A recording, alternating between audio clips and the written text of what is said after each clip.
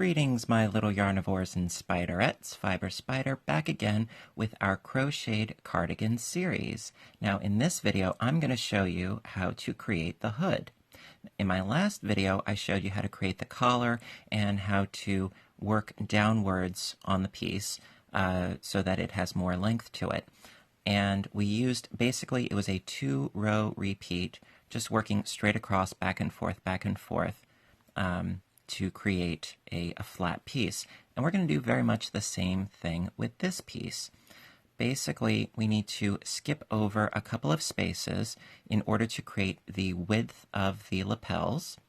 And then we're going to be going back and forth to create a rectangle on the top of the collar. And that is going to be our hood, because then we're just going to seam those two edges together, and that's really going to be the only actual sewing for the entire project that we're going to do, unless, of course, if you want to add buttons. Now, another thing to keep in mind is that on the original gray cardigan that I made, it was made with Pound of Love, which is a weight of 3 yarn, and I used a size H hook. Now for this, I'm using Caron Cakes, the big cakes, and that's a weight of 4 yarn with a size I hook. Keeping that in mind, the gauge is a little bit off. It's a little bit different. So you need to make some adjustments. So with the gray one, I skipped 4 spaces, and then I was starting in the 5th. In this case, because the gauge is a little bit bigger, I'm going to skip the first 3 spaces, and I'm going to go into the 4th. Okay? So you may need to do some tweaking here. All right, so without further ado, let's get started. Alrighty, so basically we're going to go into, in this case, into the 4th space. Now the reason why I created these lapels is because in the original patterns that I had found, the hood just goes straight up from the sides, and there's no demarcation between the collar and the rest of the piece, and personally I thought it looked like you're in sort of a cocoon, and I wanted there to be more of a division in the piece, and I thought it looked nicer. So going into, for me, the 4th chain 1 space, you pull up a loop and then chain 3.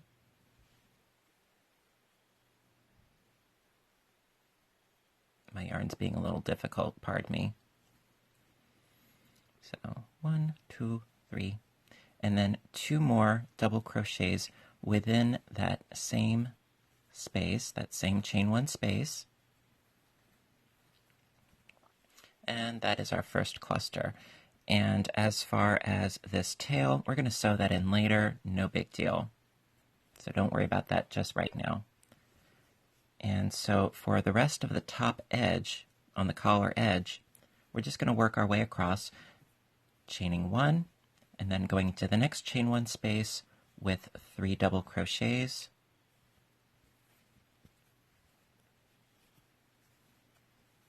like so,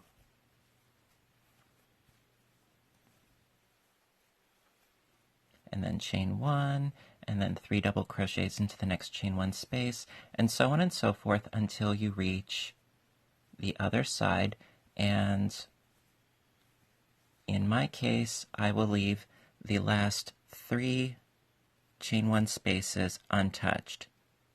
Okay, so basically it's going to be a rectangle sitting on top of the collar. Also, I must say that some of you have posted pictures of your work on my Facebook community page, also under Fiber Spider, and I love what I am seeing, and I would love to see more. You guys are so great, and some of you so prolific. My goodness, the amount of work that you've been doing, I'm impressed. I'm very, very impressed, and I'm delighted that so many of you are going out of your comfort zone and trying something new, because this is, to be perfectly honest, the first cardigan I have ever made.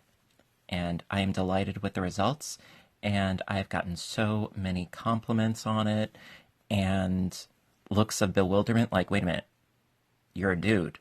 You made that? I'm like, oh, yeah, I did. eat your heart out. So basically, you just keep doing your clusters along the top edge, and then when you reach the other edge, keeping in mind however many of these spaces you skipped, you stop. And so I'm going to meet back up with you when I reach the other edge, and I will show you what to do next for row 2. I'll be back in a flash. All right, so as you can see, I worked my way all the way across, and I have 3 open spaces. Now we need to create an open space right here so that we can work into that. And basically what it amounts to is chaining up 4.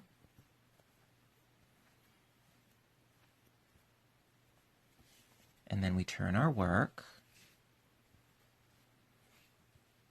And then we work into this first chain 1 space with 3 doubles.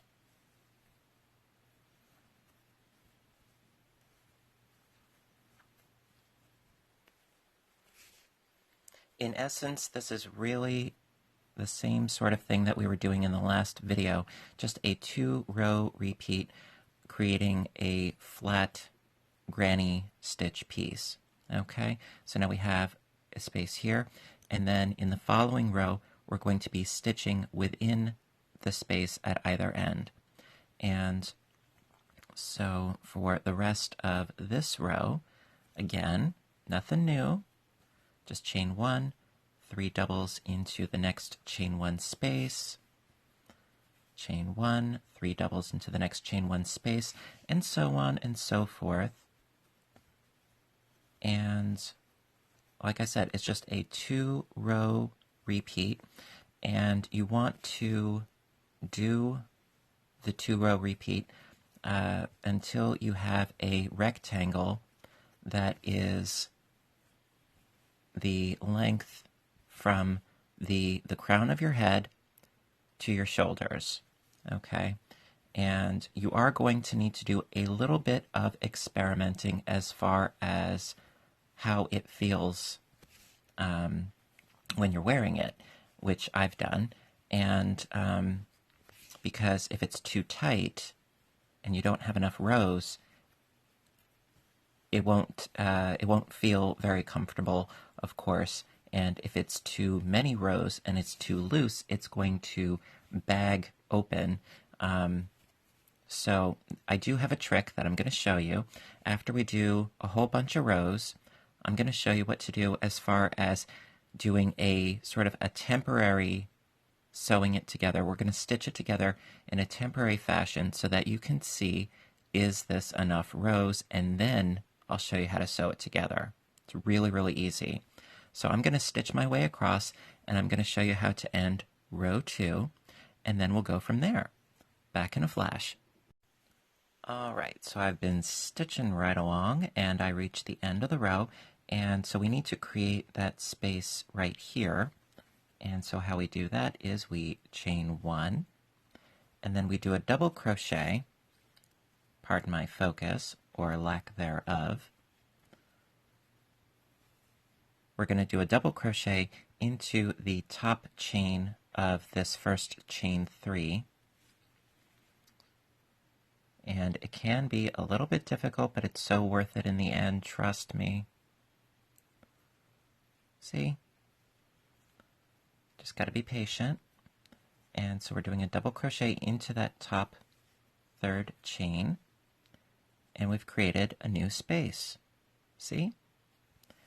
And so then we need to do our next cluster into that space. So we chain up 3, and then we turn our work, trying not to knock over the camera.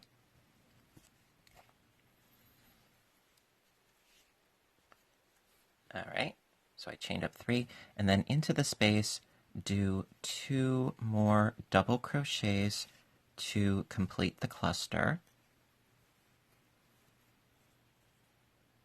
And then we chain 1, and then we do another cluster in the next chain 1 space, and so on and so forth until we reach the end of the row. And really, that's what it amounts to. The 2-row repeat. Just these 2 rows. A solid one and an open one. And what you're going to want to do is to continue along until, obviously, it's the height that you want, but ending on a row with a space in it, okay? And that way, when we're doing our edging, because going around the entire edge, we're going to do a whole round around the entire perimeter, the open perimeter, with a row of granny stitches. Personally, I think that it looks a little bit better if done this way. So I'm going to keep going and going and going. On the gray example, I did approximately 18 of these rows. On this one, I might do less, but we will see. So I'm going to keep going. I will meet back up with you, and I'll show you how to do the temporary join before we do the sewing. Okay? I'll be back in a little bit. Keep stitching, my dears. Alrighty, so I've been stitching away like a spider on too much coffee. And so you can see here are my lapels. And this edge, do not worry about this corner, because when we do a round of the clusters around the entire perimeter, this will be nice and smooth. Nice curvature to it eventually, don't worry. And so I kept stitching, and don't you just love how the color changes? Oh, love it. All right, so what I did was I did a little experimenting, and yes, I ended up with, again, 18 rows, again, ending on a row with one of the little loops there on either corner, as you can see. And now I'm going to show you how to do a quick join to see, is this the right size hood for you? And I did a little experimenting off camera, but I'm going to show you how to do it. All right, so let me get myself, again, situated, and I will show you what to do. All right, so I've got my top edge here, and basically what you're going to do is just bring your corners together, like so. And we are going to stitch this closed in a very temporary fashion, and you'll be able to try it on and see, is your hood big enough? And this has saved me a lot of grief, believe you me. So what I did was I chained one, and then in between the 2 layers through those loops, just do a single crochet. And then for some space, chain 3. And then through the next 2 loops, through both layers, do another single crochet, chain 3, go through both layers again with a single crochet, just right through those center spaces. It's so easy and quick. Chain 3, go through both layers with a single crochet, chain 3, go through both layers again, and this will save you a lot of grief and a lot of time and a lot of effort taking out the guesswork. Because once you cut your yarn and you stitch it all closed, it is a pain to undo sewn stitches, believe you me. So, one more to go. And then just through this back here, like so. And voila. And now, the top is very temporarily, but nice and securely stitched. And that way you can try on your piece, see if the hood fits nicely, not too much tautness. You know, you want to have some give. And so that way you can determine, did you do the proper number of rows? Again, in increments of 2, ending on one of these loop spaces. All right? So give it a try. You know, try it on, check it out in front of the mirror. And, you know, of course, also, if you have more hair than I do, which most of the world does, You might want a bigger hood. It's totally up to you. And so once you're ready and you know that you have the right number of rows, then you can actually sew it together. And I'm going to show you how to do that right now. Be right back. All right, so since I know that I have the right number of rows for my size, what you're going to do is you're just going to pull this loop up and out after cutting your yarn, of course, otherwise you're going to be pulling forever. And we are going to stitch this closed.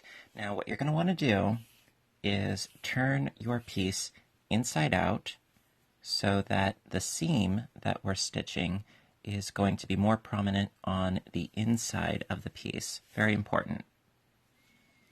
And you're going to want a nice long tail of yarn.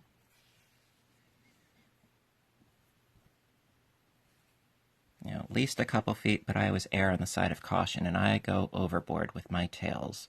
If you've seen any of my videos, you know this to be true. So basically, again, inside out, what you're going to do is you're just going to go through the V's on the front and then through the V's on the back. Real simple. Now, see, on this one, it's through the double, and then here, you have to skip that first chain one on the back one, and you're going to go through that one right there. Okay?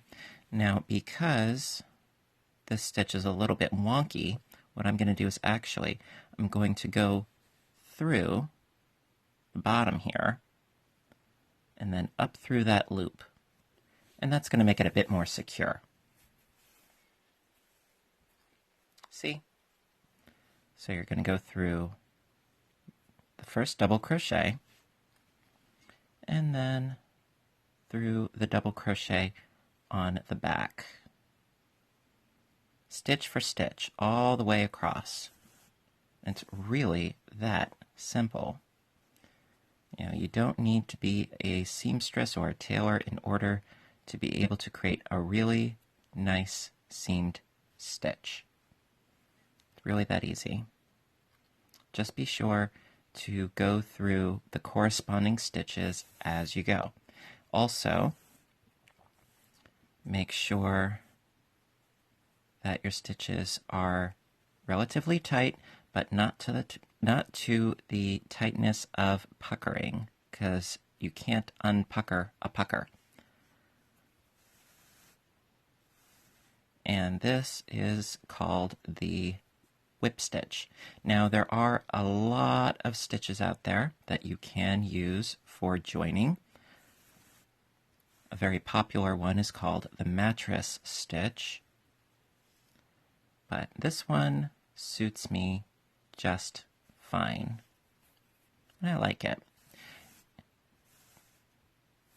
And considering that this is going to be on the top of your head, it's not going to be quite as visible as other stitches. The only thing I would not recommend, again, is doing a single crochet join, only because it will be fairly bulky. So, wouldn't recommend that. This one, I would say it's relatively flush with itself. See, give you an idea. See, really nice, really flush, works like a charm. All right, so I'm going to stitch a bit more off camera, and I'll show you how to finish it up. Be right back. All right, so I worked my way across nice and neatly and rather quickly. It's a very, very quick stitch. And so I just have a few more stitches to do, and then we will be done with the hood. So exciting. And then all you have to do, very, very simply, is just sew your tail end through the seam. I'll show you what I mean. Okay, it's a little tricky to see, I understand, but you can do it. See, just underneath all the stitches that you just did. See? Just go underneath the stitches, pull it through. Again, not too tight. And just keep working your way along. And that should do it. And then after you stitch, and then you pull, ta-da! And then all you have to do, snip, snip, and you're good. And you have yourself a finished hood. Absolutely fabulous.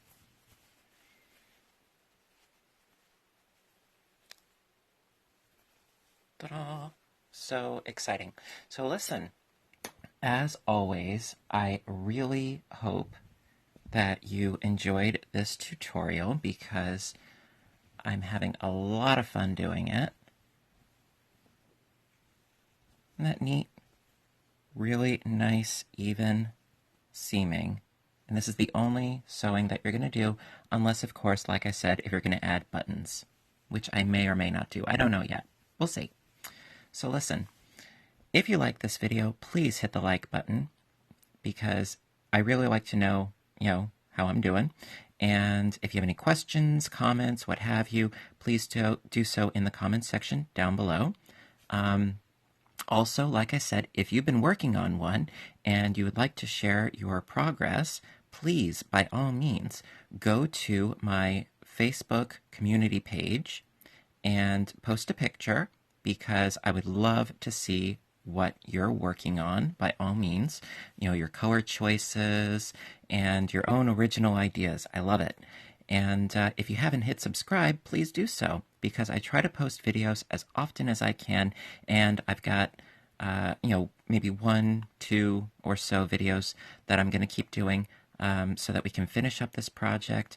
And I can't wait to see what you guys are doing. And I'm all excited. So listen, until next time, I want you guys to stay inspired, stay caffeinated, and above all, stay stitching. I love you guys, and I'll see you in the next video. Bye for now.